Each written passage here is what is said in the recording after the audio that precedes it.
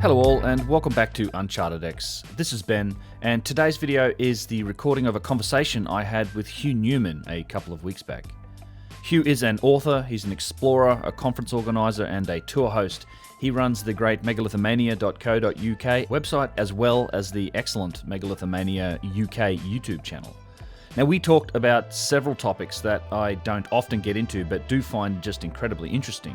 And many of these are the subjects of recent research for Hugh, things like the accounts of giants throughout history, the connection between druidic traditions and stone circles, as well as the origins of various human species across the planet. I very much enjoyed talking with Hugh. I do want to extend a big thank you to him for his time, as well as for the use of some of his footage, which I've added into this video, as well as a fair bit of mine to kind of illustrate a few of the things that we're talking about. And hopefully we'll follow this up and get together soon in the near future, perhaps on one of the swapcasts that I've been doing, so we can review some footage of various sites together. So just a quick channel update. I do have a couple more interviews and swapcasts that I've recorded that I will be releasing this week, including some bonus footage and extra discussion for the channel patrons and channel members. I'm also very nearly done with my next regular mini documentary style video, and that one will get into some of the discoveries that have been made beneath the ground at Saqqara in Egypt. So again, many thanks to Hugh for his time, and I hope you enjoy the conversation. So Hugh Newman from Megalithomania joining me on the podcast today. Hugh, it's great to meet you. I've wanted to chat with you. I've been a fan of your work, and I've wanted to talk with you for a while. Cool. Well, likewise, I've been catching all your videos, your cool documentaries, and yes, delight to meet you at last. Yes, thanks. Yeah, in fact, it was interesting. I've seen a couple comments, and it's kind of an interesting story how we connected, because I think it was a video that I did on the subterranean chamber of the Great Pyramid. It was just one of the things. I think I put it out while I was still in Egypt recently, and that going down there is always an interesting experience. And you kind of related that you had an interesting experience down there, and I guess we followed up on the thread, and I thought, well, we should sit down and chat and do a podcast, and I guess here we are. Yeah, for sure. I mean, yeah, because you got a really nice video on that. I mean, I've not been able to get any crystal clear footage down there because it's just pitch black. They've got terrible lighting. We've done a few experiments down there with sound, but yeah, I mean, I mentioned this experience if it's appropriate, because there was very odd. I was super sick. I was in Egypt. This was in December 2012. I was with Michael Tellinger. We were running a little tour there with Project Camelot and a few other people. And I got the most ridiculous food poisoning I've ever had. It was just horrific. I thought I was going to die. Couldn't do anything for about 5 days. But we had this private access to the pyramid on, I think, December the 21st or 20th, 2012, which was like the big end of the Mayan calendar and all this kind of stuff. And I thought I'm not going to miss this, even though I can't walk, I can't do anything.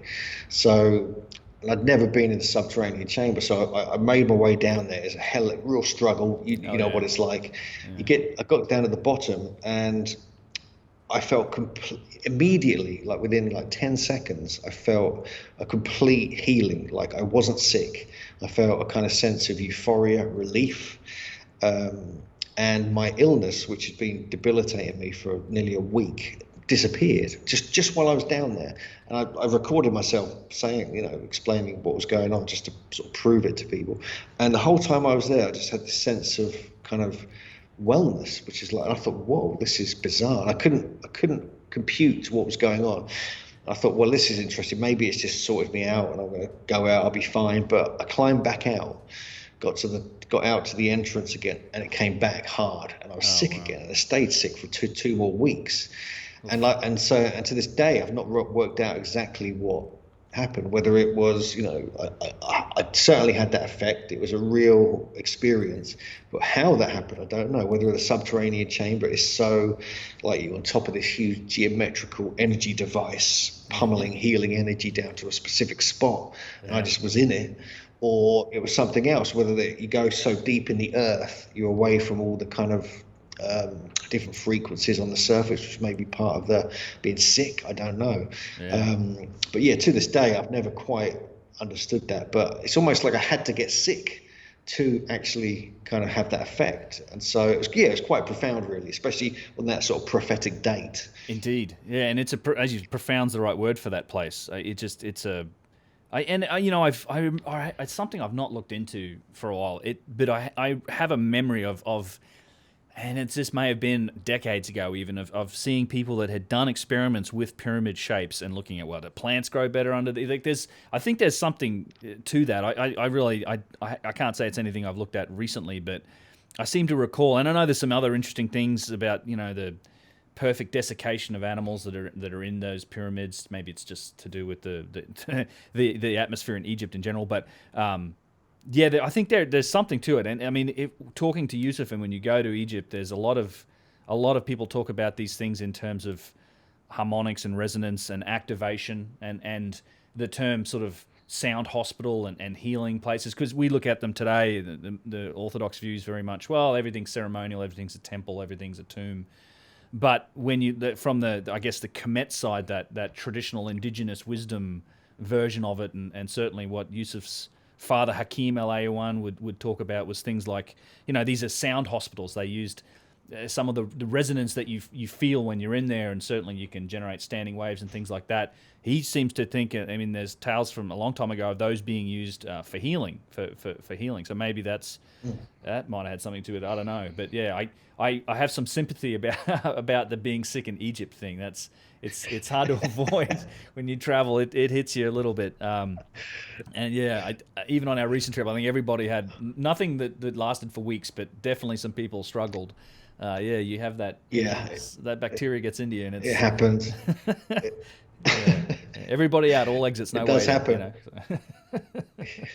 No, but this healing thing with these ancient sites is something that, I've kind of been studying it even before this time, but never had an actual kind of direct experience, and that really got me. I'm very interested in the work of John Burke, and the whole Seed of Knowledge, Stone of Plenty, his book we did with Kaj Halberg, and how these ancient sites not only kind of agricultural or fertility generators, they're actual healing and kind of consciousness kind of stimulators, if you like. And so I think that's just a part of this old system.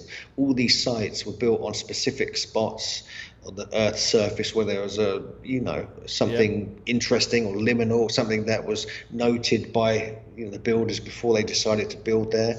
It could be geodetic, it could be something, specific placement on the globe. It could be energetic. They could have seen lights there or something.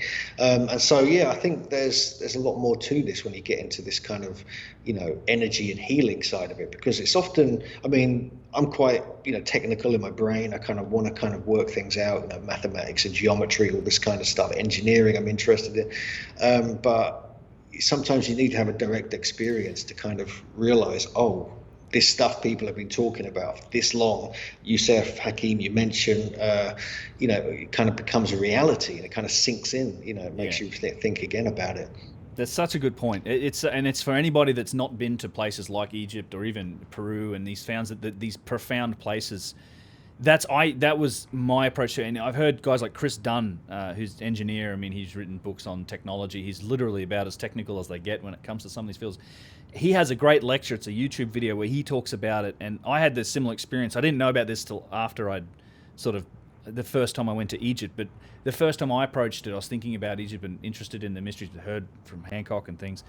And I had that analytical approach, but and a lot of people go there thinking that's they're engineering. I'm going to study this and try and figure it out. But then when you get there and you actually are in these places, there's a profound experience that comes along with it, and whether that's maybe got to do with the location or something, but it's this emotional reaction you have to it. And I try to describe that to people. It's like when you go to, a lot of people try and look at these very analytically, but you tend to find that there's an emotional component that comes along with it. And Chris Dunn has a great story that he tells along the same lines. It's like he went there thinking he was just going to study it, and then all of a sudden you have this just profound reaction when you're there, and it's all these, I guess, feelings. It's an emotional reaction. It's like left brain, right brain.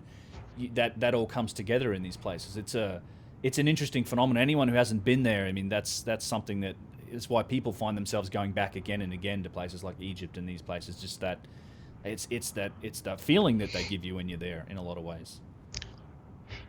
I mean, when I first saw the Giza pyramids, like what was it, 12 years ago or something, it's just so I couldn't cope with it. This is long before I had that experience, but it was just something about seeing these huge precision engineered geometry just built on the land, and they're really abstract. There's a real abstract thing about the Giza pyramids in particular. I get the same feeling at Göbekli Tepe in southeast Turkey. There's this real abstract, artistic kind of design spec that you see. That's what you see with your eyes, because it's completely sealed up, wasn't it, originally, with perfect, limestone over one of them, granite over the others, and so forth, black and red granite and so forth. And so, that to me is just, and just even the style, of the stonework around the middle and the smaller pyramid, like it's the polygonal style, obviously, but that's really abstract artistic style as well. It's not. It doesn't look like it's useful. It doesn't look like it's like an architectural design spec. It's like artistic, but completely abstract. And I find that's the profoundness I really got when I went to the Giza Plateau first. It really kind of got me on that level, because it's like, why design them like this? And you can't even see the interior. You're not supposed to see it whatsoever, so you don't even know what's going on inside it if you just arrived there, a couple of thousand years ago. So yes, it's something about these places. It's all these different levels it gets you at.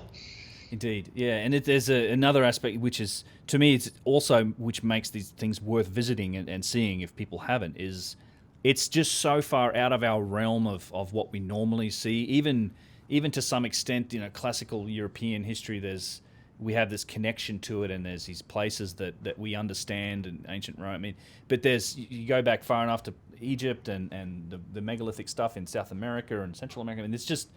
It's so far out of our civilization, and it's out. I think again, it comes back to, you talked about consciousness and it's this state of mind. I think that was they had I think those cultures, whoever made them, had a different connection to consciousness and states of mind. It's something that our civilization generally doesn't engage with to a lot of in a lot of ways. Again, I'm a fan of Hancock's work in this direction, like looking at the benefits that can come from altered states of consciousness that perhaps were dealt with initiation, and some of these sites were used in that manner. There was one question I had. So you'd written a book about this, when you talk about like the potential like energy sources and the location of these sites on the planet. That's something that I briefly looked into. It's something I want to get into a little bit more, but the whole potential of like telluric energy and these sites being located in specific areas. And for me, it's like some of these are just emerging areas of science today, and a lot of this stuff, I think it's possible that some of the reasons behind it, and even perhaps some of their functional purpose, if indeed they had one, probably lays in some of those areas that we haven't quite figured out yet. And there's certainly plenty of areas that we don't know about as a species just yet, or at least we haven't rediscovered yet. But yeah, is that I haven't read the book, but I know you did something about that. You think that these places are lined up in significant locations? Well, yeah, for sure. I mean, you got like, what the book really was. It's called Earth Grids, and it was like really about all the different theories about like ley lines, earth energies, geodetic locations, the way that many of these sites are placed according to mathematical and geometric principles on the surface around the planet, with Giza really appearing to be the ancient prime meridian, where everything was measured out from, all these different locations of all these other major areas of construction, like, obviously Stonehenge, Peru, Mexico, things like this. Mm-hmm. But Giza is really seems to be the center point of all this. Even Göbekli Tepe has links with Giza, geodetically, which is surprising because that's so old, and Giza is not supposed to be that old, although some people say it is, of course. But I think if you're looking into the energetic aspect, I think there's a very strong case for this. I mean, anyone who's not read John Burke's, he's now passed away, unfortunately, his book Seed of Knowledge, Stone of Plenty, that is one of the most important books written on any of the ancient mysteries ever, in my opinion. Add it to my list. Because Yeah, he did the tests. He had these magnetometers, electric voltometers, and all these different things. Really expensive, really big equipment. Take it to all these sites, take measurements for days on end, not just one measurement or two. He'd do it for days on end, and he would get the results that all these kind of geomancers or dowsers or alternative thinkers had been expressing for a long time. And it was, even it brought some of the indigenous and native tradition to life, that they were talking about these sites in this kind of energetic spiritual manner, where these strange lights and energy were seen, and actually there's a reality to it, and he found that. And then you mix that up with what you mentioned earlier, the whole study of archaeoacoustics, and suddenly you've got this kind of invisible science re-emerging that people are just only the last decade or couple of decades have really started to get with these ancient sites. I mean, archaeoacoustics was ignored when that first came out, but now they've done all these tests in places like Malta and the Hypogeum, inside the pyramid, obviously, and even at stone circle sites like Avebury and Stonehenge and smaller sites, they're actually finding there's very strange acoustic effects at these places. And all of these sites also seem to be built on very significant earth energy hotspots, where these telluric currents kind of congregate, they meet, they kind of manipulated by the stones in the ground in the stone circle, for instance. And because these telluric currents only travel about less than 3 feet deep beneath the surface. So if you've got anything that goes below that, i.e. stone going deep in the ground, or you've got a ditch or a henge around a site, the energy will hit that, and it would follow the path of least resistance, and then it would be controlled and manipulated by the builders into specific parts of the site. So you get this build-up of this kind of charge, and this is what it was all about. And they would place their seeds there, they place their grains there, they would get charged up, they would get higher yields, because this was a science to them. It wasn't just a spiritual kind of ceremonial thing. And the same spots, they would also, meditate, and it would affect their consciousness. So it's the same energy they were manipulating for fertility and agriculture was actually affecting altered states of consciousness. And so this is a whole other kind of invisible aspect of these sites. And this applies everywhere. This isn't just in Stonehenge or just in everywhere, right up until recently, when where kind of sites like these sacred sites were being constructed. Even churches, up to in the Middle Ages, they were using very specific geometry and placement, and even orientating it to the solstices and the equinoxes. That was an earlier pagan or megalithic kind of science. And so that as well is another thing, where you're harnessing the cosmic energy with the earth energy, with the telluric currents and all this other stuff. And I think to me, this is one of the most fascinating aspects of these sites, whether it's pyramids, mounds, stone circles, or anything else. Yeah, me too. And I try to focus a lot on the technology and in the architecture, but it's definitely, this is one area I've been trying to do more research into, because I think it's fundamentally connected with the purpose for these places. I really, after one thing I've learned from looking at these for the last 10 years at least, is that this stuff isn't just ceremonial everywhere. Like, there has to be, I think there is some purpose, there was some function. And it seems, the more you look into it, the more it seems to be related to these. I don't want to. It's like organic technology. Like it's some connection to the earth. It's the ability to use organic materials. That's why these things are made out of stone. Where our civilization went in an entirely different direction. We make these composite materials. We are disconnected from all of these types of concepts. And you can't. I mean, you simply can't deny that these things exist. I mean, you mentioned dowsing and that type of thing. Like, there is very hard evidence that these things work. And then all these sites have connections to water as well. For example, and I think I have to read this book, because it sounds like he's done some of the experimentation that I've also had a little look at. I have a video where, with Yusef, we were testing sort of the electromagnetic properties of different types of megalithic stone, which is this interesting combination you see in a lot of places in Giza: basalt, limestone, and granite. And they conduct electricity in different ways. And then you see how these things are laid out on these sites, particularly the oldest sites, the biggest sites, the Old Kingdom stuff. They're very specifically laid out. And then there's also some really strange effects. in certain places where there seems to have been a heat effect that's been applied to, say, basalt that's been on in the inside. It's been cased in limestone, and these basalt blocks are now crumbling, but they haven't been really exposed to the sun for that long, and not like this stuff just crumbles naturally after sitting in the sun for very long. It's almost as if it's been heated up and cooled down a number of times that have caused this effect. So I think there's an awful lot of things we could be doing to investigate in those directions and maybe learn something. Like there's, as you say, I think it's not all just mystery and magic. I mean, magic's just science we haven't figured out yet.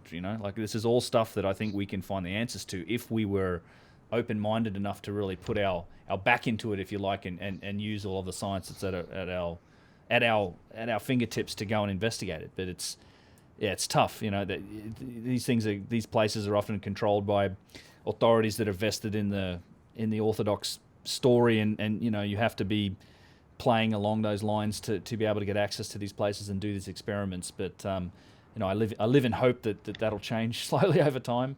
We'll see. Yeah, I totally agree with you. I mean, it's like, you mentioned Yusef is a good friend of mine as well. We've done many trips with Yusef. We tried to get him over to England once, but couldn't quite manage it. But he's kind of view on things. I mean, he's very into he's got this spiritual upbringing with his father, obviously, but he's also got this very technical engineering element to his way of seeing things, and a musical acoustic aspect as well. But you look at you look at the high level detail, and like Chris Dunn style, where you're seeing precision engineered beyond what is necessary, and accuracy. And he says it's like a machine, it's like a generator, it does something useful. It's not just there to look pretty, it's actually got this other kind of aspect to it. It works as a functioning kind of energy machine. And so many of these sites, especially in Egypt, Peru, and even Stonehenge to some extent, are precision, they're very specifically designed, with very accurate, beyond what is necessary, so you get the effects. So if you're doing acoustics, or you're directing energy, or you're trying to affect consciousness, there has to be a sort of spec that they're working to. And I think this is why you get so much precision detail, and they were so obsessed by that, because they sort of kept fine-tuning it. One of the things I keep spotting everywhere, people talk about these like protrusions or nubs on stones. They're like tuning things. To me, that they're part of the tuning aspect of it. They were probably much bigger originally, then they would cut it down until it was tuned correctly. Likewise, you get scoop marks. You get scoop marks in Aswan, you get scoop marks in Peru, Machu Picchu, Ollantaytambo, all these other places. You actually get them at Stonehenge. There's two stones there, possibly three, that have got clear scoop marks, like ice cream scoops, like butter, they've been taken. And some of them are huge, some are this big, taken out. I'll send you some images to add here. And they're almost identical. It's like the same technology, but to me, they're tuning it. They're kind of just trying to alter it slightly so it tunes and it hits this resonant frequency. And I recently spotted this on the Tlaloc statue that's outside the Mexico City National Museum, the Anthropology Museum. Around the back of that, it's got this huge, I'll send you stuff on this, but it's got this huge backpack on it. Well, it looks like a backpack, but down one side, just because the light happened to be correct that day when I was there a couple of months ago, you can see scoop marks again. And again, I thought, Christ, that's the same as what we're finding in all these other places. Now we've got it in Mexico as well. So I think there's a lot of this going on. If you look at Stonehenge as well, you've got like the inner kind of parts of most of the stones are very neatly cut. They're kind of flat in some respects, whereas the outer is rougher. Much rougher. You also get this on the polygonal walls as well. You get this kind of beautiful, kind of puffy polygonal design. You go around the other side of it, and it's like completely rough. They kind of that's roughly tuned, but this side has to be perfect. And often they're hidden, some of these perfections as well, so you don't even see them. But yes, I think there's an element of that when they're actually trying to just alter the resonant frequency for energy, acoustics, and other purposes. That's a really interesting explanation for those, because I have some friends, Andrew Fink, who runs the, I think, Ancient History Criticism channel. and there's a really active group on Twitter. They're forever like discovering nubs, and they're trying to understand it. They are casting it in terms of some sort of stone language. But I really like that idea. I think that's the idea that it's being used as a tuning device to sort of affect the fundamental resonance of the structure of the stone. That does make sense to me too. And then you've got this material that you tune it by removing or taking scoops out or changing the size of these nubs. That's an interest, and it is something. It's one of those worldwide phenomena. You see it all over the place, and that kind of would be the next question. Is that we see this in so many different places.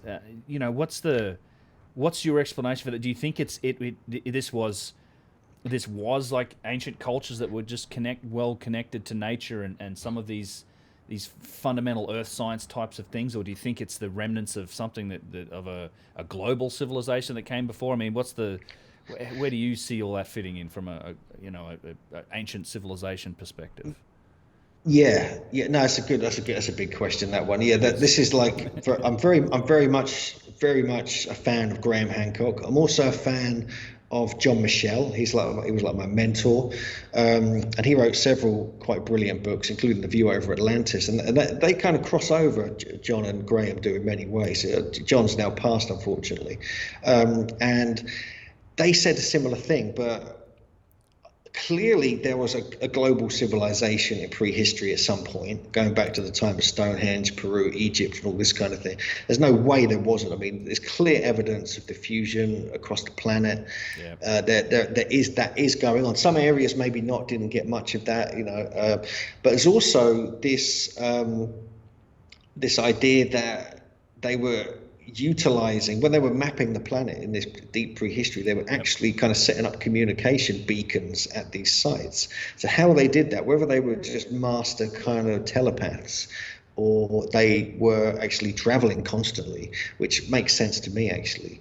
I think there's something else going on with these sites. I think they're not just what we think they are. I think that there's something about them which is being overlooked by everybody so far. I'm not sure what that is, but I think it's something to do with communication, and whether it's part of, whether there's actually they were like antennas, like sending energy and communication to one place to another using the crystal technology. I know this sounds a bit sort of cosmic, far out or whatever, but I think there's something actually to that people that's often overlooked. It sounds a bit woo-woo, but why are they always using big stones? Why are they using crystalline stones? Right. Why do they have these nubs? Why do they have scoop marks? Why are they using the same geometry? Why are they all aligning them astronomically? There's something going on with that, and I'm pretty much convinced. I mean, I'm quite obsessed by this idea of. I've been researching a lot on like Viracocha and Quetzalcoatl, the plumed serpents of Central and South America, and this tradition. And I've been looking further and further into that. And there is clearly this connection with the Middle East and with Egypt, very much so, especially with Mexico, with the Olmecs and other cultures. And the same thing in South America as well. And so I think there's a bit of both of all these things going on. I think you're going to develop techniques that work for you, because I think one of the other things that you mentioned earlier, they develop these techniques shamanically. Where they're ingesting psychedelic plant substances and so forth, having revelations and ideas forthcoming, connecting with the ancestors and all this kind of stuff. And so you're going to get inspiration and ideas emerging from that realm, and that's going to happen in different parts of the world. And then when you connect with these people from different cultures, it brings it to a whole other level. I think there's just there was a shamanic consciousness back then that we don't have anymore. We only have it in small pockets, groups. So I think that's what's missing, and will probably give us some clearer answers. I think you're right. And in another book, if people people may have heard me mention this one before too, but I'm not sure if you've read it. But Cosmic Serpent, origin, DNA, and the Origins of Knowledge, the Jeremy Narby book. Yeah, fantastic, because that's few people realize that we have huge chunks of modern medicine and modern pharmaceuticals. I mean, the knowledge and understanding of where these compounds and chemicals came to us from. I mean, pretty much the root of every anesthetic, or most of them certainly, comes from curare, and that's just a crazy story when you look into how they figured out the origins of curare. It's all that it traces back to the Amazonian jungle, the shamanic traditions there, and it's a fantastic book that goes into like looking at at how did you, because you got to imagine there's millions and millions of different trees and compounds and chemicals and all of in the Amazon, like all of this massive biodiversity that's down there, and how they put together the list of ingredients to make curare, and then you've got to combine all these different ingredients. You've got to cook them in a very specific way.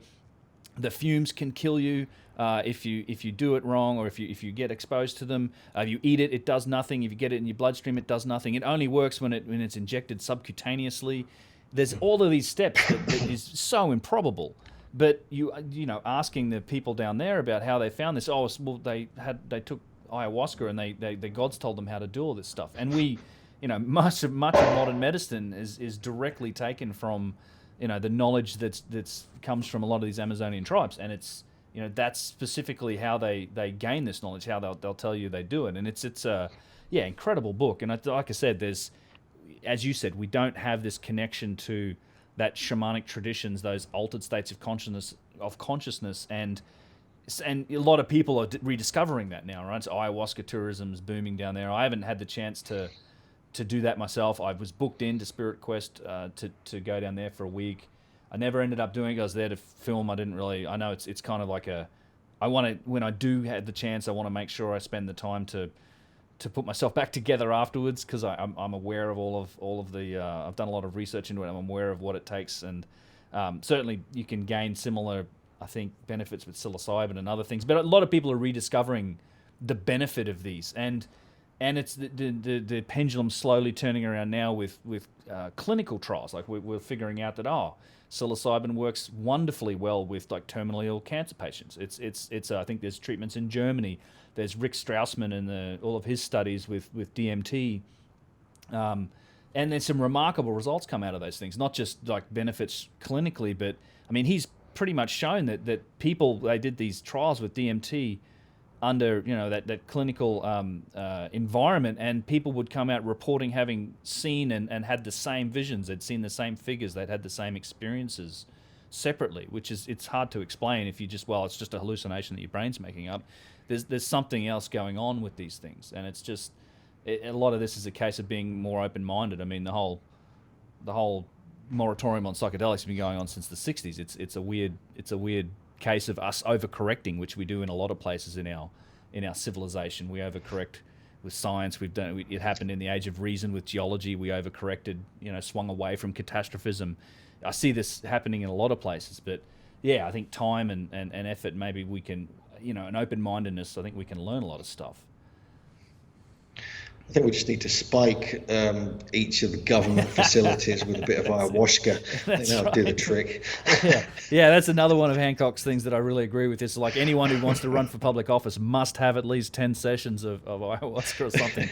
Just get that grounding connectedness with the rest of the world. You might stop being such a bunch of... Yeah. It's like, how are these the choices for elected officials? Yeah. No, I agree. Yeah, there's definitely a lot of that missing in our society currently, which is frustrating. But what can you do? I mean, you just got. I mean, with this whole. One of the things you mentioned, these plants in Britain, we had the druidic tradition, where there's a very high level of understanding plant medicines here. From whether it's psychedelics or for healing or for longevity and things like this. And my colleague and friend Graham Phillips wrote this book called The Wisdom Keepers of Stonehenge. He came and spoke at a conference last year about it, and he's convinced that many of these megalithic sites are actually built not just aligned to the solstices and equinoxes and certain turnings of the year for that ceremonial astronomical aspect, but actually to mark times when to go and pick or plant these different plants, right? When to do things to them and to adjust them and to manipulate them so they grow in a certain way and they produce what you need to produce. And so he thinks there's a lot more of that within some of these sites than people realize. They're actually kind of what he calls them like repositories of living knowledge, where actually certain plants, because of the kind of energetic effect, the fertilizing effect of these sites, plants will grow abundantly in that area, around stone circles and so forth, even within them. And so it could be like gardens, like gardens of different herbs and things like that, and they're aligned. So when certain things happen with the light, the sunrise on a certain day, when to go and deal with that crop and things like this. So there's that side of it as well, relating to these megalithic sites. That's interesting. Yeah, the whole Druid. I'm super interested in that as well. Again, it's one of those areas I'd like to learn more. There's a great I think it's an old film about. I think it's Ben Brady was the last Irish Druid, or one of the last Druids who was supposedly of that tradition, and it's just an interesting story about how that was almost like it became a secret society within the church ultimately. Like when Christianity came to the, it was something that a tradition that continued, but it was almost run secretly from within the church itself, and a lot of these traditions were maintained, and we've got probably some fragments of that still happening today. Yeah, it's a very interesting story, and you're right. I think there's obviously a connection to it. Yeah, I mean, the lineage of the Druids didn't die out when the Romans took them out in Anglesey in 61 AD. That didn't happen. I mean, the traditions maintained themselves. There were actual kind of early books that, even though the Druids were technically an oral tradition, where they would have like these phenomenal memory techniques of learning and so forth, that continued actually very quietly in different places. And as you say, that came into like the early kind of Celtic church, some of the first churches in Ireland, Wales, especially in Wales as well, and certain parts of England. And so, but these traditions, Druids, even though they're around 2,000 years ago, thereabouts, their tradition comes from the megalith builders. Even though the megalith builders weren't Druids as such, because it was much earlier, that everything that you find that's been decoded from stone circles were what the Druids were doing as well. But even though they went into more nature religion, more pagan nature kind of religion, but they still utilized these megalithic sites, and that lineage, that secret lineage, continued, and the Druids were the last ones really holding that knowledge. And so there were pockets, though, like you said, this guy in Ireland. I've seen that documentary, and but there are other kind of, in Wales, for instance, there's all these remarkable stories that go on, filled volumes, which again is now a lot of it's being written down, but it's all ignored though. No one's kind of interested in it. So actually some of this stuff we've actually pulled together and translated for a current book I'm writing with Jim Vieira, which is about the giants of Stonehenge in ancient Britain, where we're kind of looking into the giant lore and linking that with the giant bones that have been found. But in Britain, we did a whole book on America a couple of years ago, but now we're focusing on Britain, and we've got what an amazing kind of chunk of knowledge that's been no one knows about, kind of put in this book. I've been working on that today actually. Cool. And so that brings in a lot of these kind of secret elements, these secret traditions and oral traditions really that only got recorded maybe in the Welsh language, that no one's got around to actually translating. But that's a tough one. But we've we've found a couple of scholarly books where they've translated a whole bunch of this stuff. And we're like, whoa, that's what's going on. These books that are half in Welsh, half in British. Luckily, this one guy managed to do this, but all the giant lore.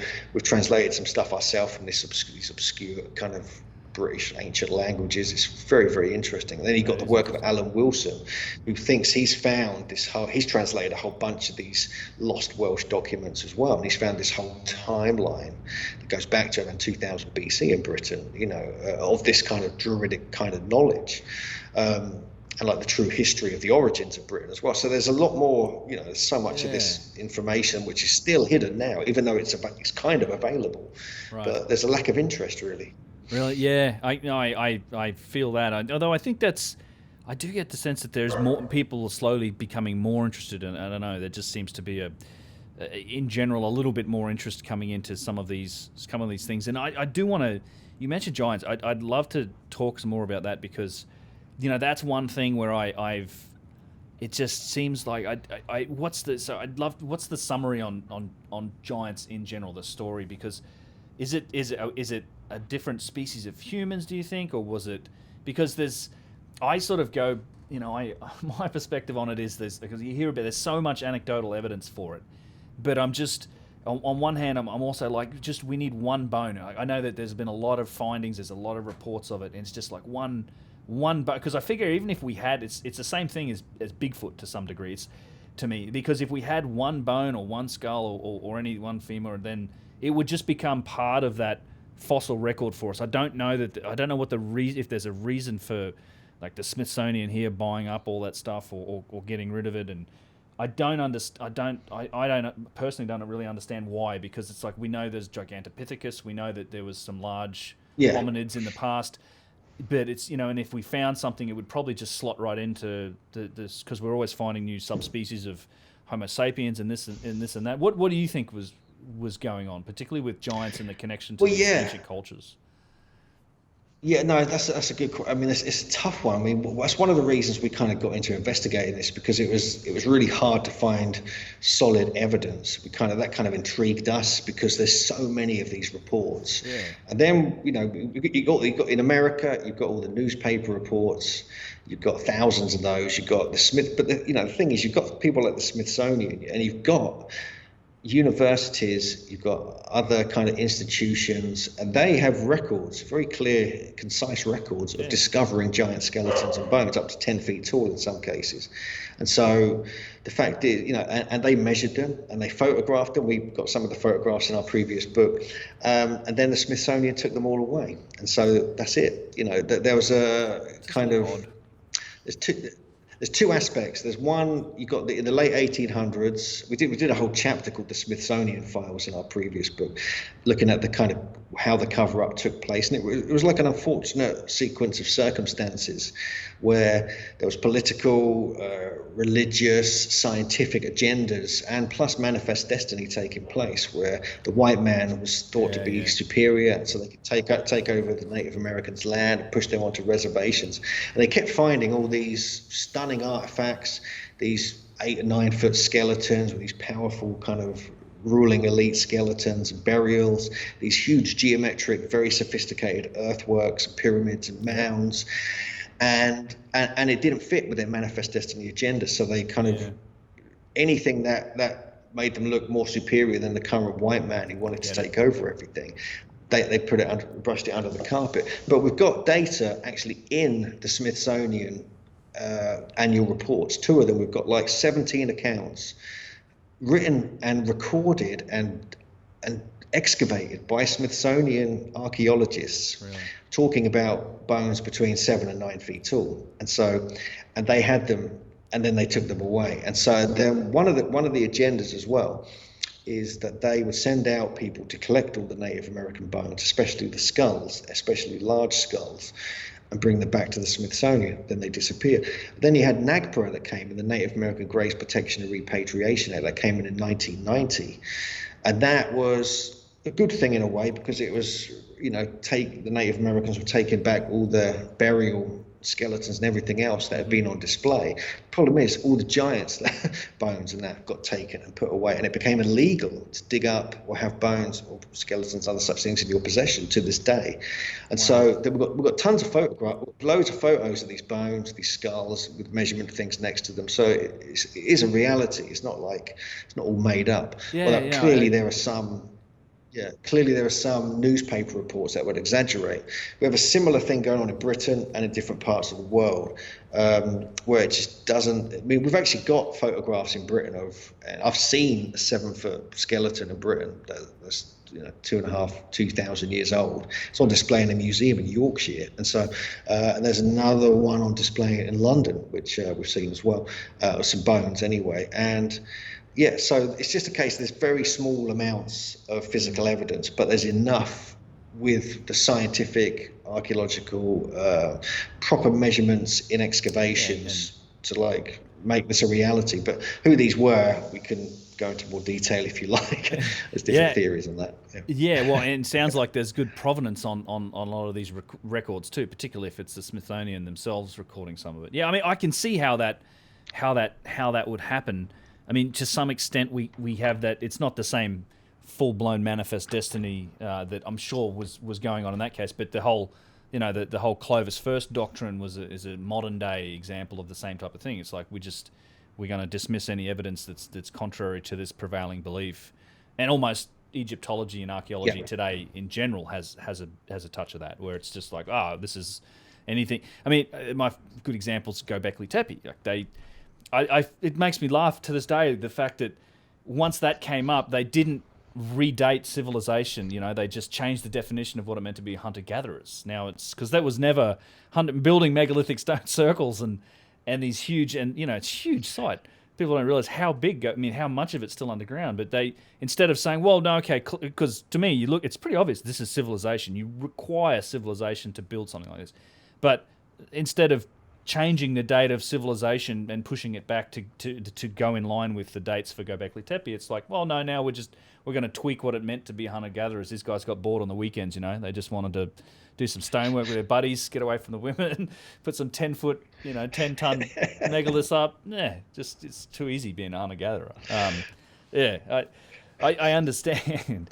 But and for me, it's with giants and with elongated skulls. Certainly, there's plenty of evidence for that. That's not just cranial deformation. Brian Forrester, I'm going to be talking to him as well. I've talked to him a few times about this, and I've been down there with him and looked at it as well. To me, it's. I think there's our genetic past is way more complicated. I mean, we're like, there's a great video on YouTube from a Exerber. He does this. It's called "Where the Last Humans Left." And it's just, he makes incredible content, but he's pretty much showing you that we're the last humans left. And I think that our real past, and that I think what I just haven't, you can't prove it, but I have an inkling that this megalithic society, the builders, the length of civilization on this planet probably had a lot to do with other species and other types of humans. And then whether that was elongated skull people, whether it was giants, and whether or not they had other fundamental capabilities that we no longer have. Now, maybe we're the mongrels that came in and wiped them out. Who knows? Like we're certainly aggressive and warlike enough. I mean, just look at the way we've been running the place ever since we've been the dominant species. We've been beating ourselves and each other on the head and everything else for that matter the whole time.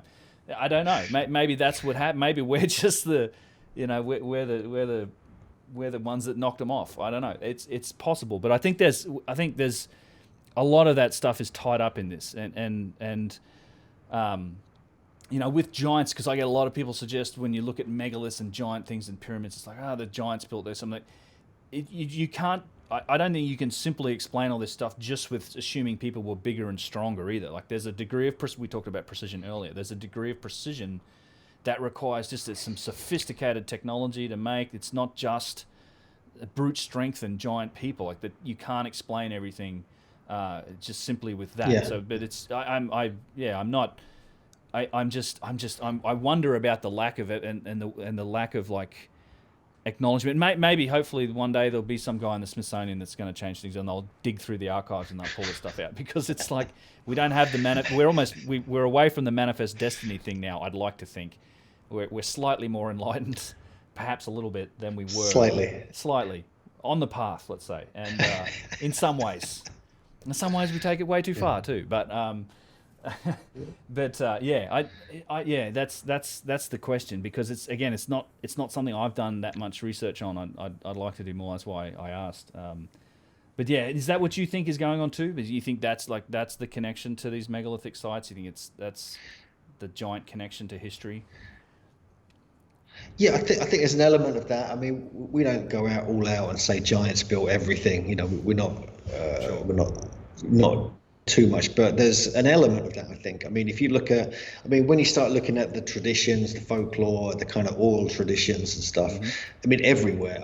Giants. Everywhere I've been, I found it. Yeah, and even creation myths, the origins of their countries, and other such things, and I think there's something in it. You got to listen to this, because folklore and these oral traditions have reality to them, and I think a lot of scientists are coming around to this. So whether that's enough to prove, to back up the giants case, we don't know. But we try and we put everything we can into the book we're working on to look at this, because even Stonehenge, the first name of Stonehenge that's been recorded was called the Giant's Dance. That's what it was always called before Stonehenge, before the Saxons came in and changed it to hanging stones. That's what Stonehenge means, kind of thing.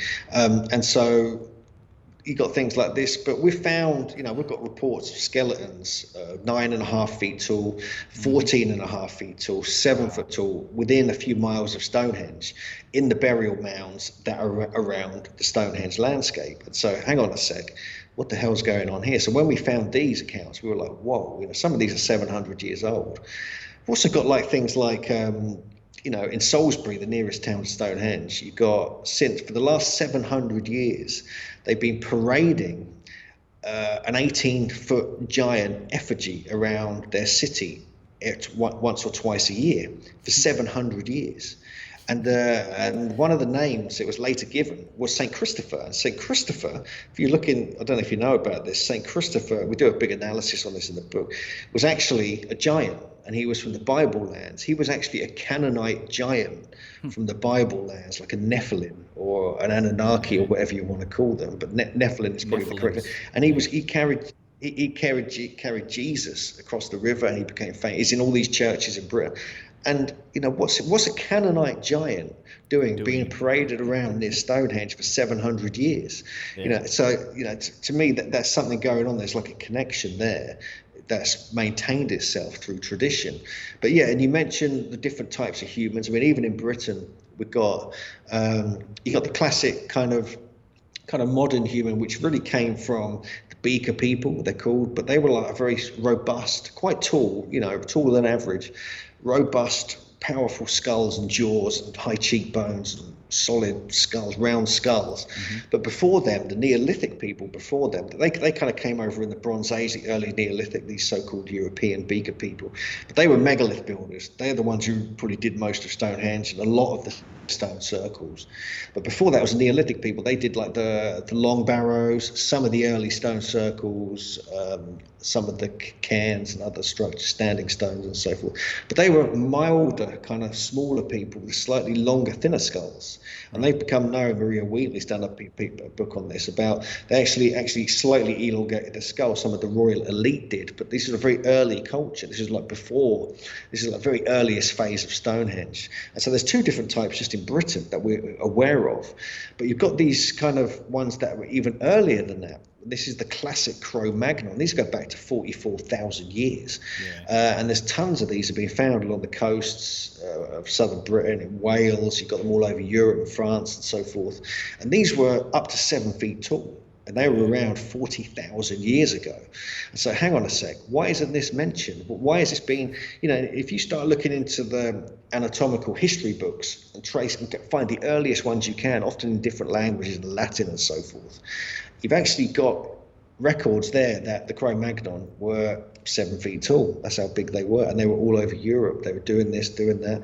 Different cultures were moving around, coming in at different areas. And we've found evidence as well. We've got quite a lot, surprising that we've found evidence that there's a route from America to Britain. And so we've got evidence that the Cro-Magnons, we mentioned this in our previous book as well, may have even come from America, and they were there earlier than 44,000 years ago. And there's certain skulls up to 70,000 years old. And we featured that in the last book, and we're following it into this book. And Graham Hancock's done his new book, America Before, and he talks briefly about some of this as well. And there's an earlier book, I forget the name of it exactly, America BC, I think it's called. Jeffrey Goodman. This came out in the early 80s, and he talks about that. He thinks like America was the origin point of the Cro-Magnons of Europe. He didn't know about Denisovans then, obviously. There's a whole other story. It is. Yeah. But you also got Denisovan influences, which are even earlier, mixing with the Cro-Magnons, and so that there's a lot of hodgepodge that people just aren't aware of. There's different migrations, there's different movements around the planet, extremely early dates. Because you could just get in a boat in America, in North America, and you'd end up in Ireland. That's how you just end up there by not doing much. You just float along, and you get to Ireland eventually. Yeah. And this has been found to be the case, because you've got all these traditions in Ireland that talk about, giants coming from the west and all this kind of stuff, with the Tuatha Dé Danann and the Fomorians and so forth. So, it's like mixing the kind of trying to gauge, take these very strong ancient legends and stories, folklore, traditions, with a pinch of reality, and then look at the modern science. It's starting to match some aspects of that, and so Lisbon's a part of this as well. Yeah, that's really well said, actually, because that's a direction that I've headed, and some things that I've found too is that there is.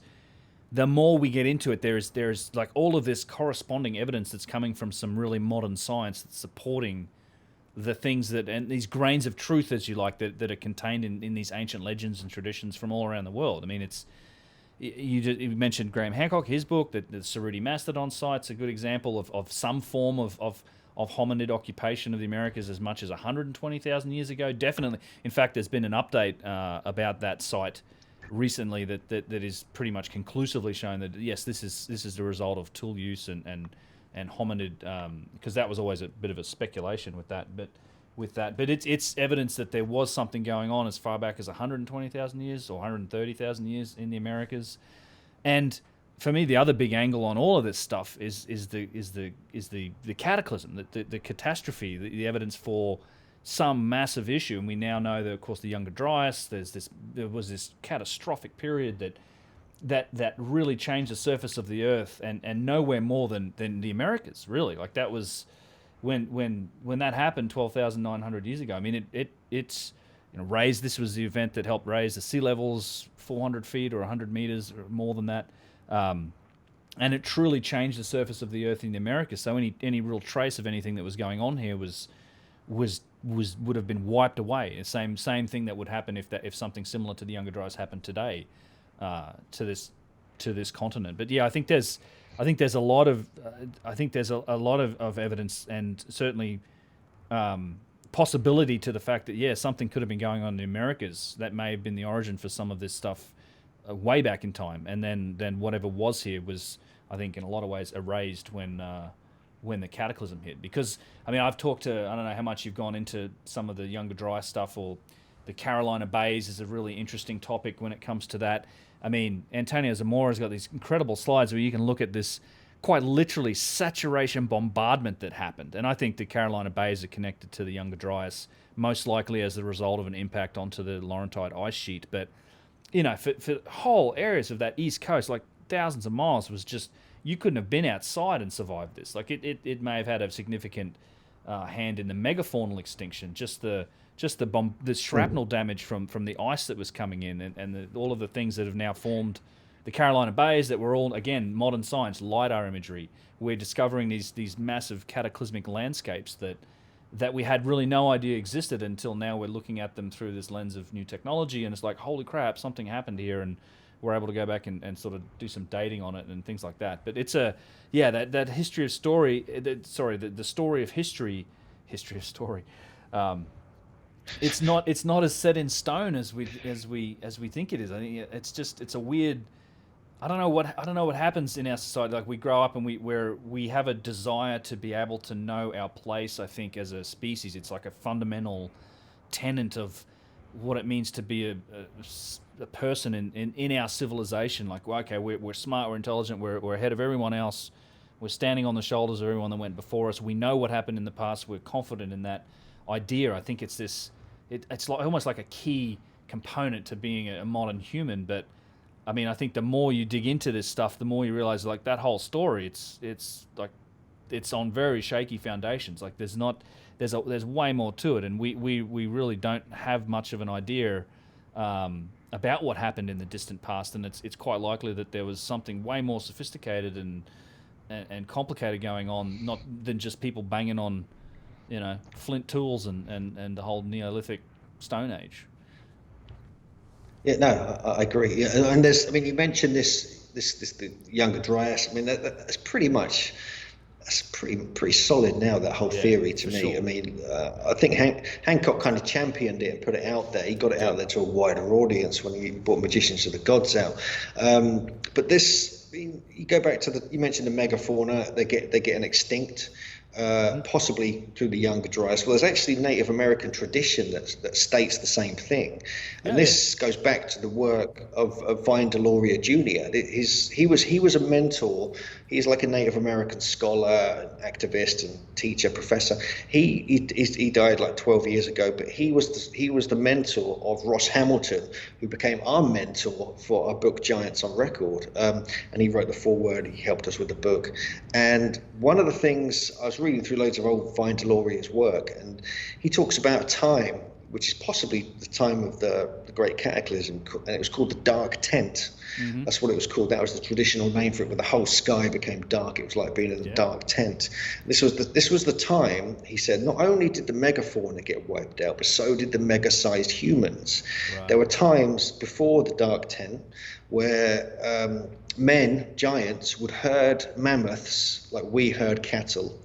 There were, before the Dark Tent, there was times where they would have to wrestle with giant beavers to kill them, to eat them, things like this. And these were huge beavers. These were like man-sized beavers.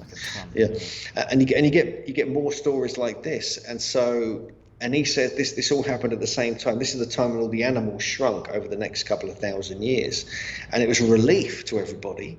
And the surviving giants, I mean, literally this is in the folklore, this is in the Native American stories that potentially are 12, 13,000 years old. They talk about these giants, and like some of them survived and restarted civilization in North America.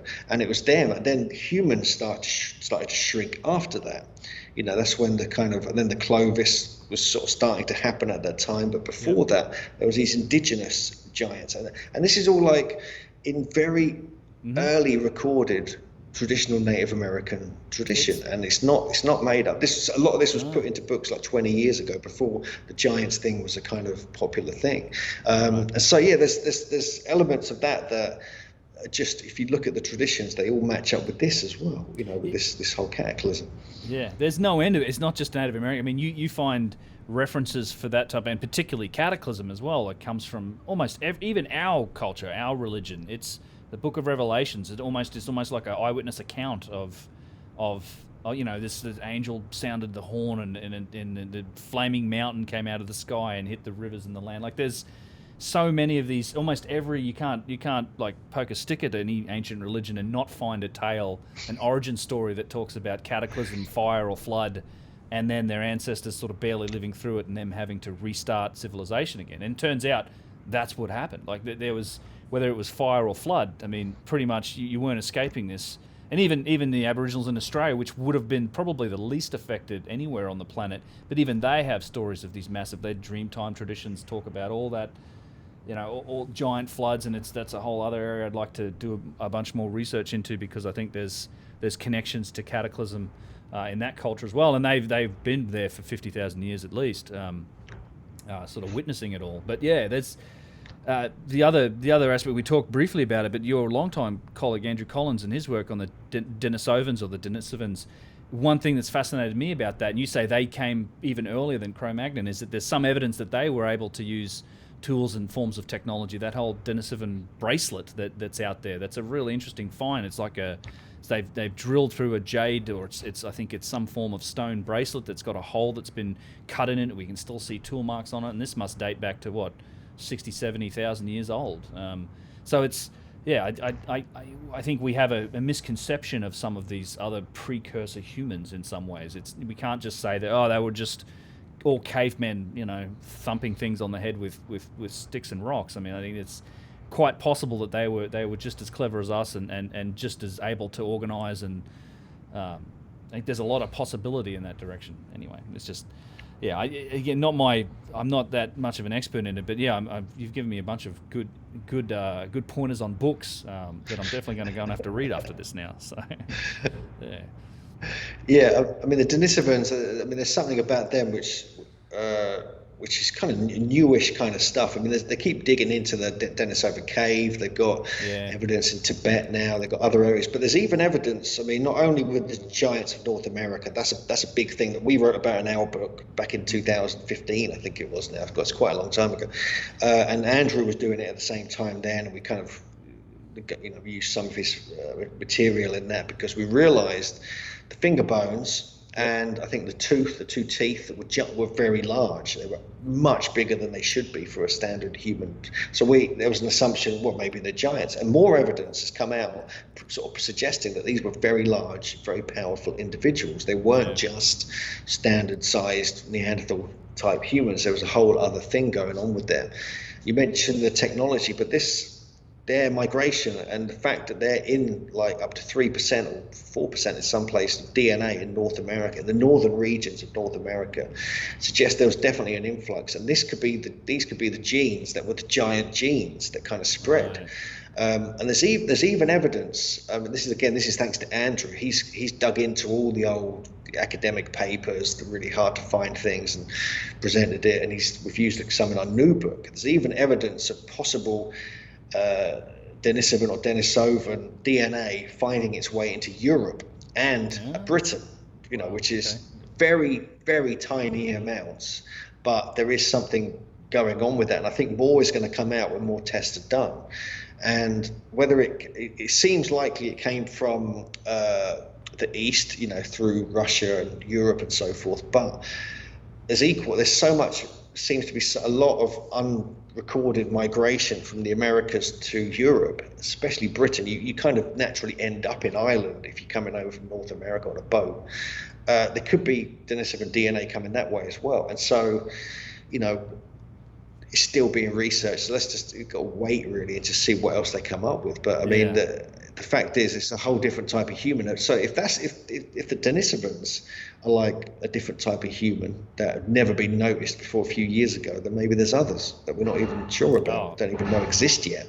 Yeah, I'm sure there are. I mean, there's Homo floresiensis. There's a couple others that have just, it's almost every couple of years it just gets more and more complicated. Speaking about something you mentioned, like the idea that Cro-Magnons and Denisovans and our other brethren hominids, if you like, are much more robust than us. I mean, I've heard it described as like their bones and everything. It's the difference between broom handles or broomsticks and axe handles. Like just there's a bigger gap between those guys and us. That's why that whole missing link debate kind of started and has never really been sufficiently resolved, because it's not just one link. There's probably more like 7 or 8 missing links between the old species that we know about and us. And one guy that I've been a fan of, again, he's unfortunately passed as well, but Lloyd Pye had done I liked some of his work on human origins. He does kind of take a Sitchin bent towards it in the end, in the Anunnaki, which I'm not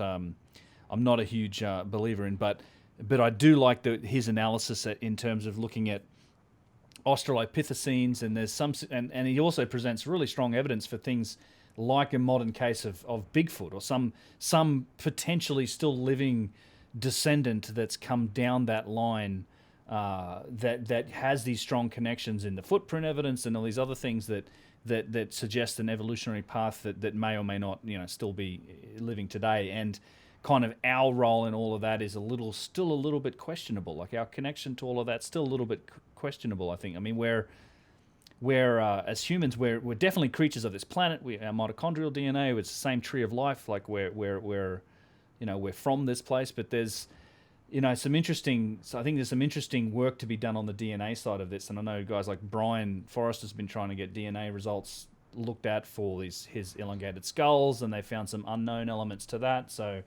yeah, again, it all points towards this more complicated version of the past, that there may have been a lot more going on than the typical thing that we just expect.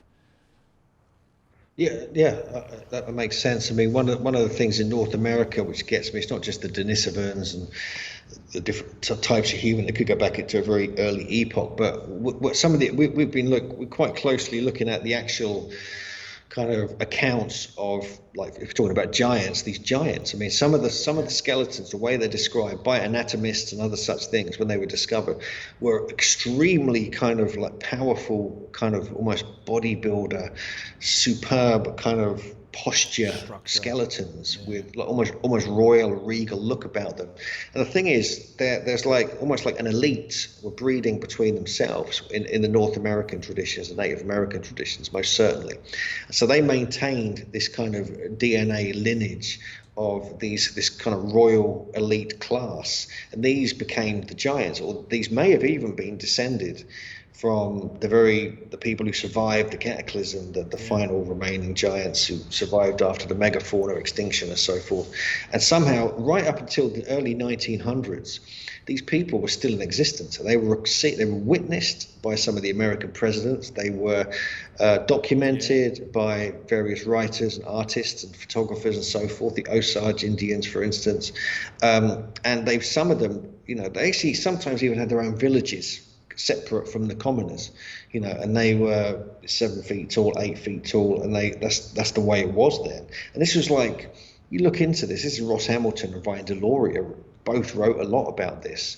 And Brian Deloria was a very serious academic. He wasn't like making stuff up about giants to sell books. He was like genuine, this is what is being told to me by these elders who have since passed away. These are the stories of their people, and so and the fact that you have eyewitness accounts of all the Spanish explorers, not just in North America, but also Mexico, Peru, Colombia, and other places.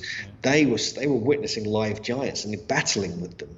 This is the crazy kind of things. And so this lineage, these different types of humans were around till recently, and these were slightly different. Like you say, we're like the mongrels have taken over, the world. The final kind of royal elite got taken out by smallpox and incoming Europeans. The rest of it. Yeah. Well, no, it makes sense. I think it's. I look forward to reading the book when you get it out. I'll have to look up the other book. Again, it's a topic that I wanted to get into more. I wanted to ask you about that connection to kind of the builder cultures and where it goes. But it certainly seems evident to me that it's way more complex. One thing I wanted to pivot to is just ask, because I know you're in Mexico at the moment. You've been here for a while. With the current world situation, I imagine Mexico's a good place to be relative to England in the winter. Yeah. Somewhat, yeah. Yeah, I'll bet. But I know you also live pretty close to Stonehenge, and I've been a fan of your videos of Stonehenge. In fact, you've got a bunch of them up in the Megalithomania channel. If people haven't seen it, go and subscribe to it. There's a ton of awesome content on there. I kind of wanted to ask you, it's just, I've read a bunch of Stonehenge is an interesting place. One thing I wanted to ask you about, what's the modern experience like at Stonehenge? Like, what's it like to go and visit that place? And what's the best way to do it? Is there, because I've heard a couple different opinions on this, and I've certainly heard that they've changed things and that there's sort of gone for the worse, and it's maybe something we can get into, because I've seen similar trends in places like Bolivia and Egypt, where this is, the time to go is always now and as soon as you can, because they keep making it more restrictive. But what's it like these days? Yeah, it's fine. What you can do with Stonehenge, which, a lot of people don't realize, currently you can actually walk up right behind Stonehenge and stand at the heel stone, which is the kind of outlier stone, and you can see it from there free. It's like free. You can't go in the stones, but you can see it. And so if you pay to go in, which is like 20 or 30 pounds nowadays, you have to go all the way to this visitor centre, get a bus to the site, and then you're controlled where you can walk. You can't walk in the stones anyway, and you're paying all this money. So you can virtually get as close for free just by standing behind the fence, which is private, which is common land. It's like owned by the National Trust. I walk up there most days when I'm at home, because it's like a 15-minute walk. And you can actually see it from the road as you drive by as well. But going into the visitor centre, paying for a ticket, doing all that. There's some really cool stuff. They've got a museum there. They've got like a cafe. It's a huge money-making operation for English heritage. It's their biggest income of all the properties they own in Britain, and they milk it big time. It's quite disturbing that you've got this stone circle sitting out in this field on this wide open space, and they've managed to get a fence around it and control it, which doesn't make sense to me. And there's actually an old decree that was written by the guy who once owned the land. It was over 100 years ago, 150 years ago, I think.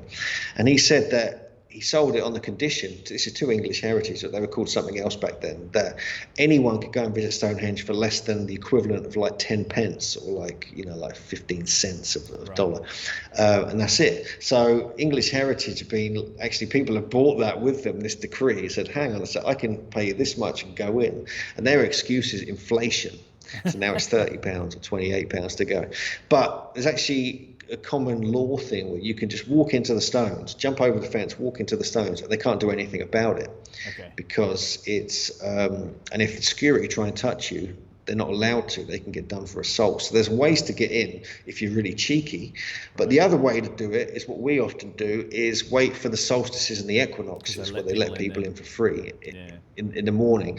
Often it can get really busy. It's obviously not happened all last year. The other thing is what we do. We do, you know, my Megalithomania kind of conference and tours and stuff. We run little private visits. You can book out the whole of Stonehenge. It's like 60, 70 quid a person. You can go in, just your little group in the mornings or the evenings. So we do that quite often. If you were going to come over, we'd sort that out, because you want to do it that way. If you're a serious kind of, you know, researcher and you want to experience it, see all the little bits, all the scoop marks and other things that no one else will show you. I'll show you where they are. There's like this, that, here, there's that. You can see all the alignments from within, you know, and you can go right inside it, get right up close and experience it that way. I mean, that's the best way, but that's by far the most expensive way. Sure. The other thing is get a jetpack and just land in the middle of it when, you know, no one's looking, you know. Yeah, well, that day's coming, I'm sure. But yeah, it's one place I've not been. You know, it's one of those places on my list of the UK. I've not been there. I know there's a tremendous amount of stuff to see over there, and it's just not, you know, it's not somewhere. And I really would like to go there. Actually, I've often thought that this is a little crazy, but I've often thought that it would be hilarious, good fun to just spend a few weeks in, like, if you could do it in the summer, go chase around the crop circles and things like that, because I imagine that's quite an industry when that happens. And just, I don't know. God. I mean, it's like an internet rabbit hole for me, like that whole, all of that sort of thing.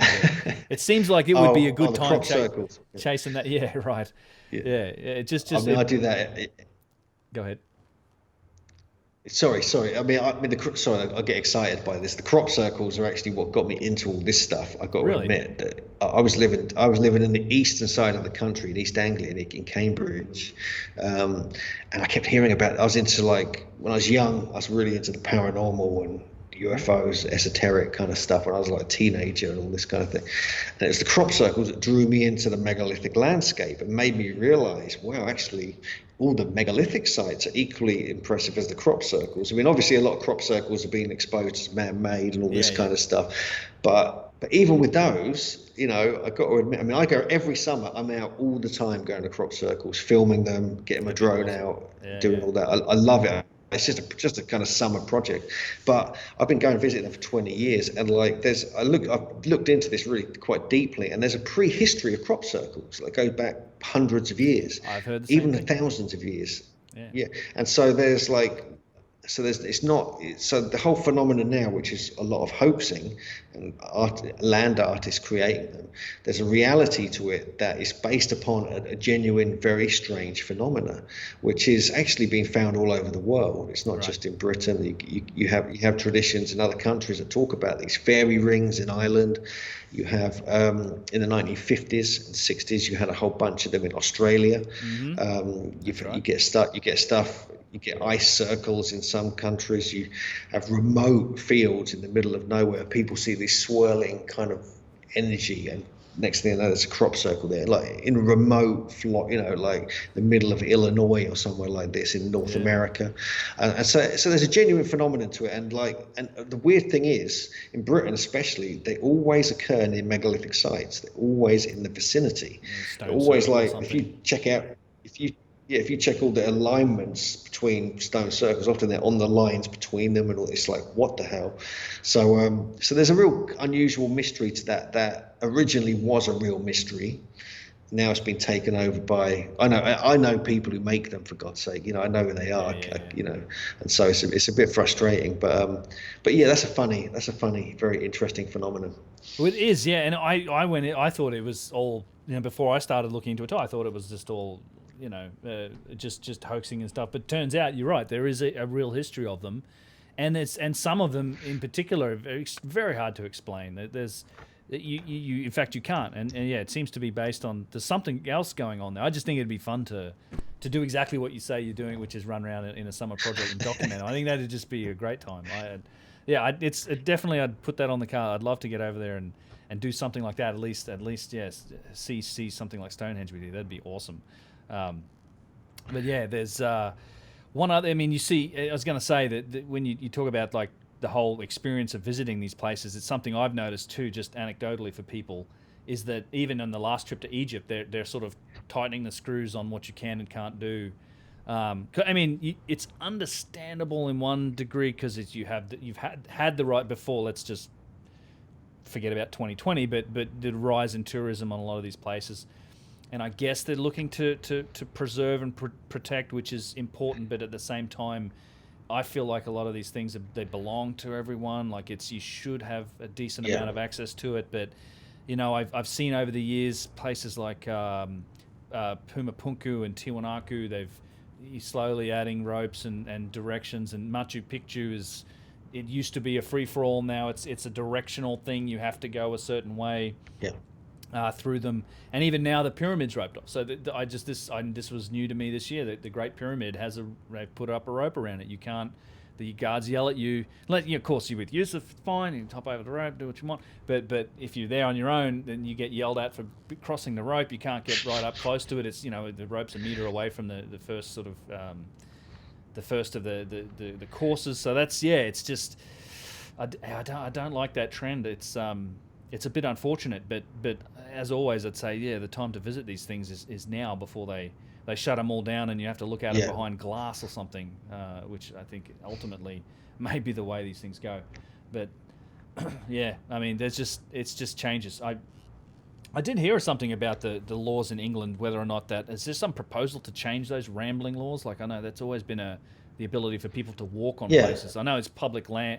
There's the public land near Stonehenge probably isn't affected by it, but I did hear something about there's some proposal to change those laws in England, so that you can't do things like that anymore. That would be awful if that happened, I think. I mean, they're doing things like that already. I mean, there's these around Stonehenge. You have this behind Stonehenge. You have this big strip of kind of common land. It's like a road, really, an old road.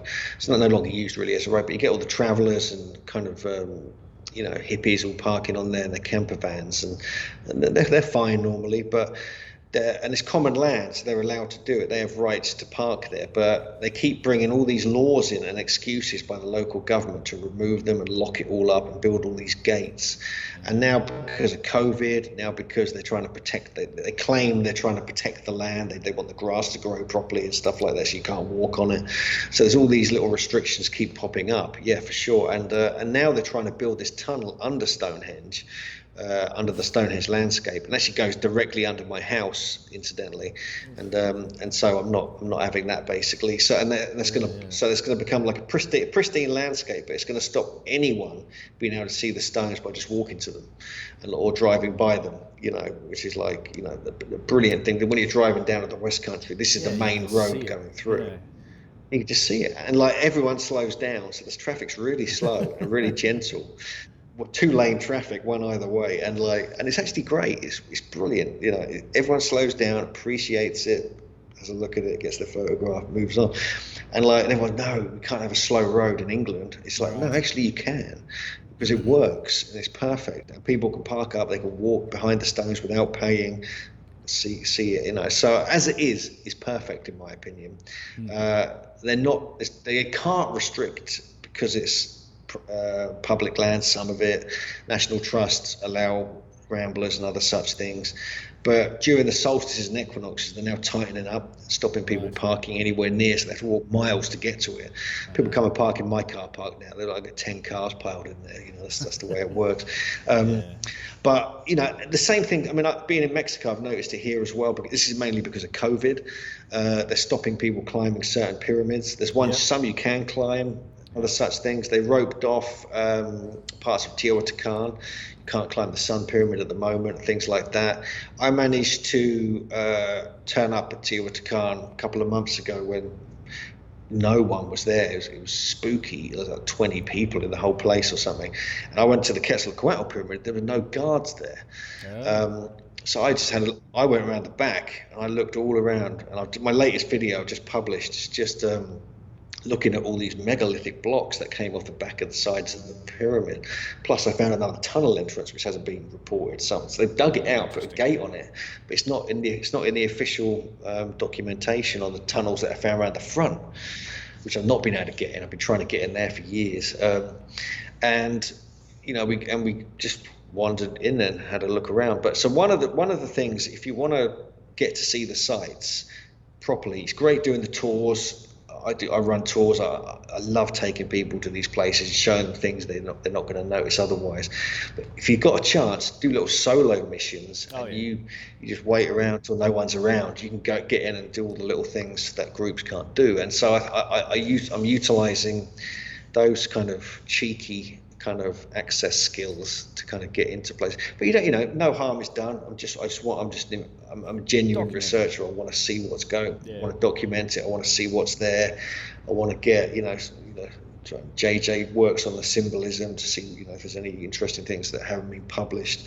Indeed. And I think you've got to get to me, I'm an avid traveler. I'm obsessed by traveling. So I'm devastated by this COVID thing because that's stopping it all for everybody. I mean, we were lucky to get to Mexico.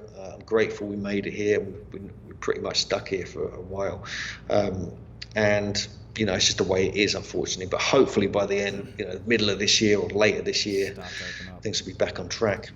Yeah, I hope so too, because I used to do a lot more traveling than I have been doing recently. Same thing. It was what got me into this, trying to do this, quitting my job in IT to try and pursue this researching full time, because I was spending more and more time looking at these places and becoming more and more interested in them, and and same thing. I've had the same experience. The group travel is great, and we had a great trip to Egypt. We were just there, I think, was it November, December? Mostly December. We were pretty much the only tour group in Egypt, according to the tourist police general. So we had a lot of these sites to ourselves, which was kind of a unique experience. So I've also had that experience, like doing the solo missions and just going with a guide or with Yusef, and you get into a lot more places. There's a lot of places that are like that I think you can get into that perhaps the group can't. I'm certainly interested in those types of things. Had a couple of good experiences like that type of thing at Saqqara. Like you get down into the catacombs underneath there, and there's rooms full of human bones and some interesting stuff that is kind of off the beaten track. Same thing. Like it's not just to document it, not trying to do any harm to it. I have the same feeling. But at the moment I'm trying to figure it out as well. Like I'd like to get back down to Peru and Bolivia, but it's all a bit uncertain at the moment with what's going to happen. And I sympathize with you guys. I mean, it's probably good to be in Mexico, but I don't know, like guys like Brian, I think Brian Forrester was in Egypt when it went down in March in 2020. It took him 5 months or 6 months to get back home. It's like, holy crap, that's a rough story. In fact, that's what I wanted to say too. Don't know if you heard the story about this one poor Japanese tourist that was stuck in Aguas Calientes when it all went down, with Aguas Calientes being the small town at the base of Machu Picchu. And he was there for like 3 months, and it's just like, if you've ever been there, it's like, that'd be okay. Aguas Calientes is a fun little town, but everything's shut. There's all the pubs and the clubs and all the fun stuff that's there, probably all shut. This poor guy's just probably bunkered with some family, but they apparently took so much pity on him. They petitioned the government, and they opened, he got like a couple days at Machu Picchu on his own. Like it must have been, maybe made it worth it for 3 months of being stuck in this small town in the Andes. But he had a couple of days up at Machu Picchu on his own, like, sort of walking through the place. But that poor guy, man, that's the world's lost its mind. Yeah. I mean, we when COVID kicked off in March, I was in Malta, and we were just about to start a tour. We were literally the day of the tour beginning, or 2 days before, they announced Malta is not allowing visitors in. So all our people were about to arrive that day.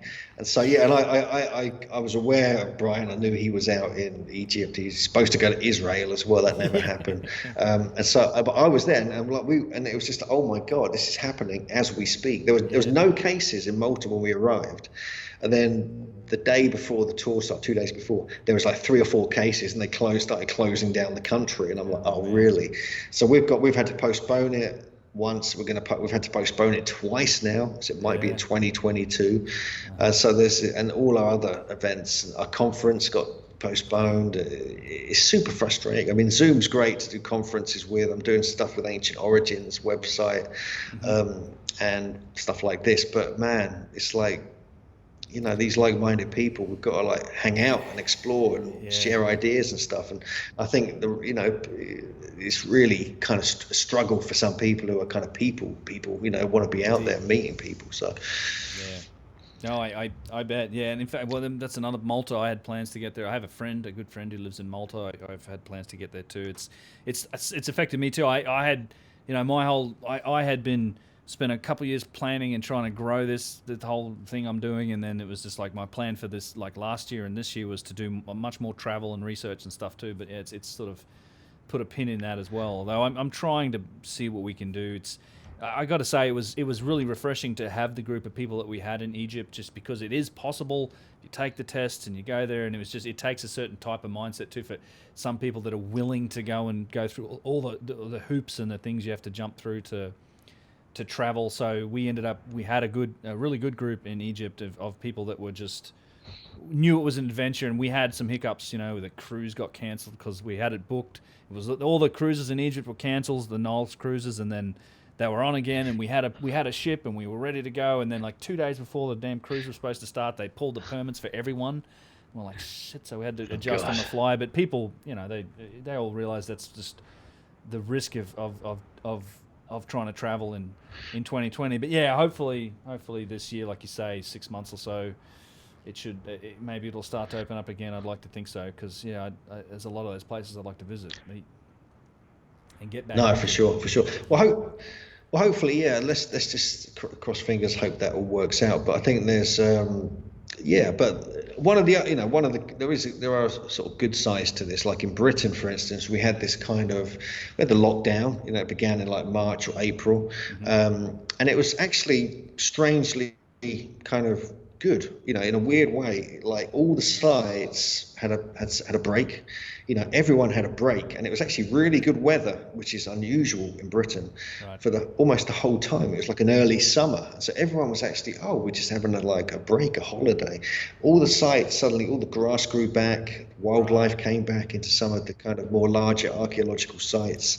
It gave a chance for everything to kind of reset itself, and actually it had this positive effect, not just on the sites, the megalithic sites, ancient sites that people were going to visit, but the wildlife kind of emerged. The grass grew back in places it hadn't done for ages. There was less pollution. There weren't cars. I mean, we sit in our garden at Stonehenge. We've got this major road going by, and there were times, for the first time ever, when no cars would go by for an hour. And it was the most strange thing. And this is the main thoroughfare between East and West England, and so it's got its positives. I mean, but and I think it's given a chance, a little breather for people in some respects. But now it's winter, and they're doing it in Britain. That's rough. That's rough doing it when it's sunny. Yeah, in the winter, man. God. Yes. Yeah, I know what you mean. In fact, and I talked with Matt from Ancient Architects quite a bit, and he's been, pretty much in one of the strictest quarantine areas, I think, in the UK, and he's certainly suffering from it at the moment.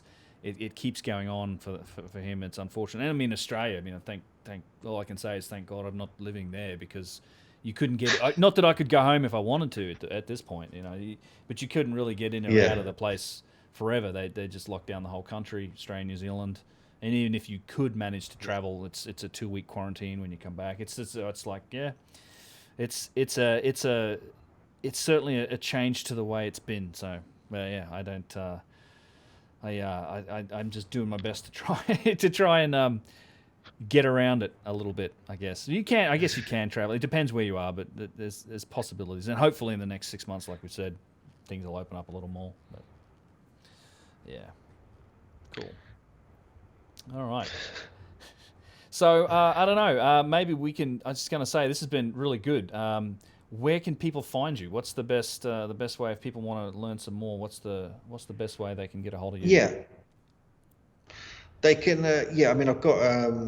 I'm on social media. Either there's Megalithomania and there's Hugh Newman. They can find me on Facebook, Instagram. I've got groups, pages, all this kind of stuff. YouTube is Megalithomania UK. We've got fairly large YouTube channel, got like 800 videos up.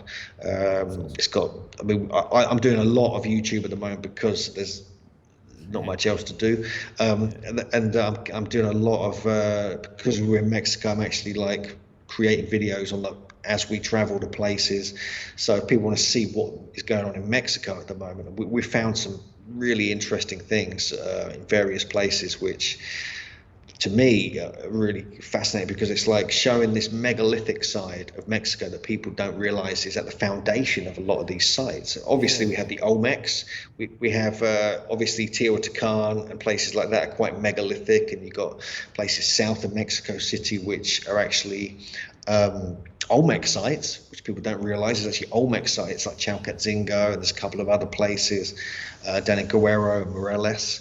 I've been exploring there with Marco Vergato. He's a fascinating researcher based in Mexico City. He's done some brilliant articles and explorations. He's got a book coming out next year.